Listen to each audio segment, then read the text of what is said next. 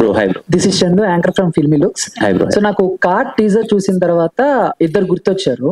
ఒకళ్ళు కళ్యాణ్ గారు, ఇంకొకటి చిరంజీవి గారు. ఎందుకంటే కా టైటిల్ ప్రెజెంటేషన్ కానీ ఆ ఫాంట్ కానీ ఓజీలా అనిపించింది నాకు. అండ్ ఇంకోటి టీజర్ లాస్ట్ షాట్ లో మీరు ఆ సైకిల్ సంథింగ్ ఏదో హ్యాండిల్ పట్టుకుని ఉన్నారు కదా, అండ్ మాకు ఓల్డ్ సినిమాలో చిరంజీవి గారు గుర్తొచ్చారు. అంటే ఆలయ శిఖరం ఆ టైప్ లో ఆయన లుక్ కానీ హెయిర్ స్టైల్ కానీ. సో ఏంటి ఈ రెండు రిఫరెన్స్లు ఏమైనా తీసుకున్నారా మీరు? ఇలా ఉండాలి బాడీ లాంగ్వేజ్ కానీ, లేకపోతే కాస్ట్యూమ్ కానీ, హెయిర్ స్టైల్ ఇవన్నీ కూడా అలా ఏమైనా ప్లాన్ చేశారా?